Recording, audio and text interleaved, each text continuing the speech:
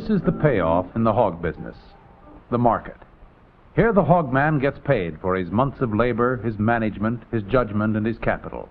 The market is the end of the line for the hog raiser. Frank Farmer seems happy as he pockets his check and heads back home. He has reason to be happy. He sold what the market is looking for, meat-type hogs. There are thousands of hog raisers in Illinois, and many of them are on the market today. But not all will be as happy as Frank Farmer. Some hogs are simply not worth as much, pound for pound, as others. This is the story of the hogs that are worth more money. The story of meat-type hogs.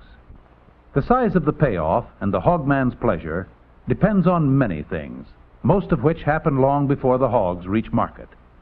Such things as selection of breeding stock and how well the baby pigs are fed and cared for until they become full-grown hogs and are ready for market. Here's another load of hogs that will make the farmer happy. And these are hogs the buyers like to see, too. Take a good look at them as they come off the truck.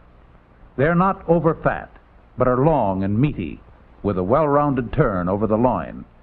This type of hog gives a high percentage of the lean cuts.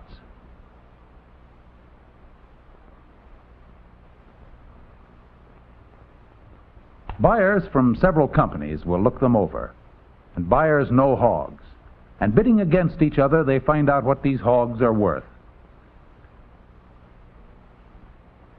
To see how important hog raising is to Illinois farmers, look at this chart. Almost 1/4 of the total cash farm income comes from hogs. Here's another familiar everyday scene. The American housewife shopping. She's the person everyone in the meat industry, producer, packer, retailer, is trying to please.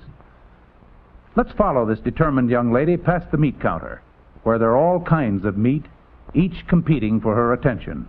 What does she buy? Not the ham slice with all the fat that will fry away in drippings. She doesn't want these pork chops, not enough lean meat.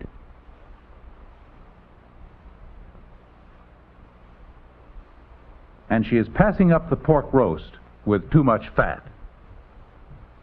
But here's something she likes, and the pork industry has lost another sale.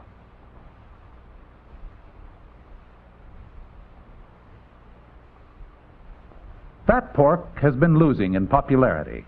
Quality today means lean pork, pork with only enough fat for flavor and tenderness. Years ago, hard labor called for energy, which pork fat supplied so well. But today, in all lines of work, many jobs are done by machines. It doesn't take as much human energy to operate a machine as it does to wield a shovel. We've been losing in popularity to the improved vegetable fats. Improved lard has regained a little of the market, but still faces keen competition. Huge quantities of pork fat formerly ended up in soap, and we all know the story of the rapid rise of detergents.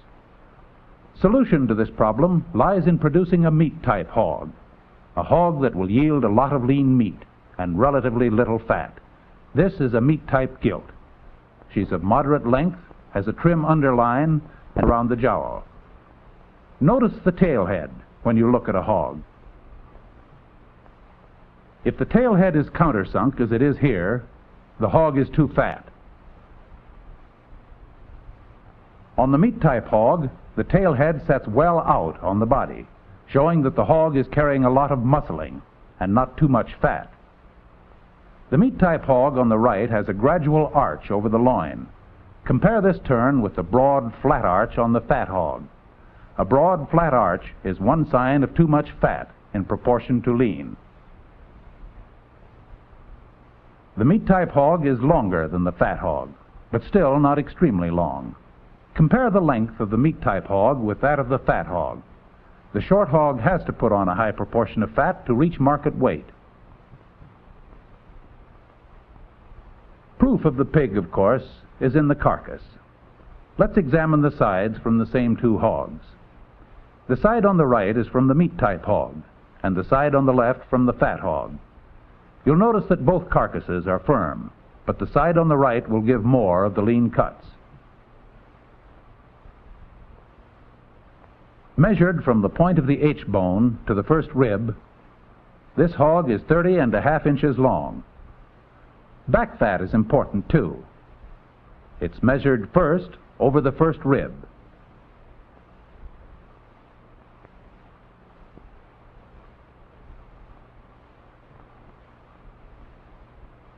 Then over the last rib.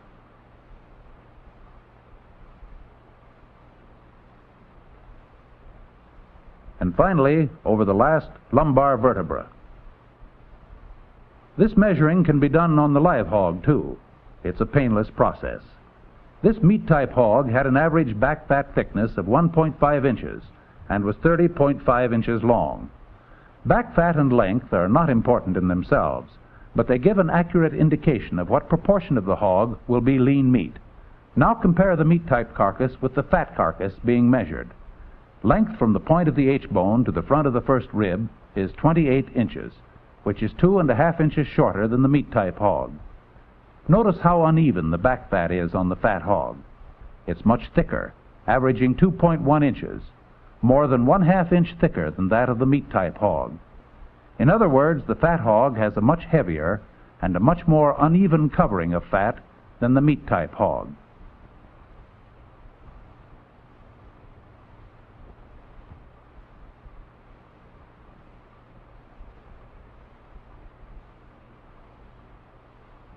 Now take a look at the 4 lean cuts from the 2 hogs. Those from the fat hog are on the left, those from the meat-type hog on the right. And here is the fat trimmed from one side of each of the hogs. Again, that on the left is from the over-fat hog. Here's a quick summary of the 2 carcasses. The meat-type hog was 30½ inches long, compared to 28 inches for the fat hog. Back fat thickness, 1.5 inches, compared to over 2 inches. 50% of live weight in lean cuts, compared to only 40%. Only 17% fat, compared to almost 25%. Now for some other comparisons. First, the picnic hams or shoulders.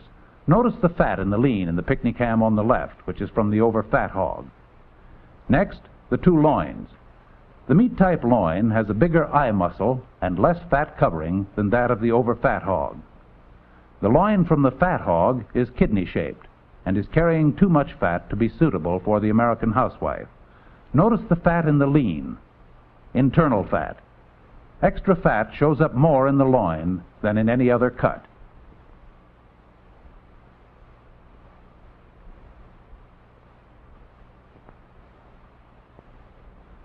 Now the ham slices. Notice the grease on the right, which came from another similar fat ham slice. Can you blame the alert shopper for picking up some other type of meat if she can't find good lean pork? Other meats are good, and pork must meet the competition. It will take cooperation all along the line, from feedlot to supermarket. Buyers are helping solve the problem by bidding more for the hogs that will dress out a high proportion of lean meat, by paying more for the meat-type hog. The meat-type hog is worth more, and for the same reason, the fat-type hog is worth correspondingly less. This is the first step, providing an incentive in dollars and cents to the American hog producer for putting a hog on the market that will meet today's demands. If you are producing hogs, your first step is to buy a meat-type boar, which you can find in every breed. Wherever you find him, he must be long and rugged, with a good deal of growth and size. Look at this meat-type boar. Notice the length of his body and the turn over his loin. This boar is well developed and is a type you can get if you look for him. If you can, buy a production-tested boar. A lean meter is a good and painless way to measure back fat thickness. Next step is to select a good meat-type gilt. A meat-type gilt, like the boar, is long and rugged and growthy. She has a good turn over the loin. Notice the well-developed ham. You can find meat-type gilts in all breeds, too. If you raise your own gilts, save them from growthy, rugged, big litters. Meat-type hogs are as easy and as cheap to produce as are the fat hogs, or any other kind, as these figures show. Meat-type hogs had almost the same average daily gain, and they put on a pound of meat for almost exactly the same amount of feed.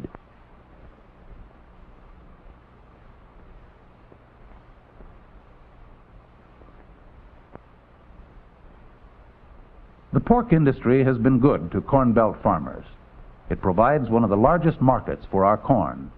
It behooves farmers, packers, and retailers to do a good job of producing and selling meat-type hogs. The housewife will buy pork when she can get what she wants. When she can find lean ham in the meat markets, she'll buy ham.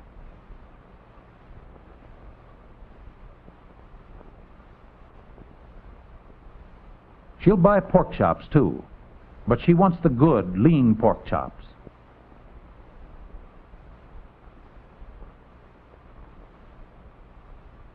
And she'll buy pork roasts, but they must have quality.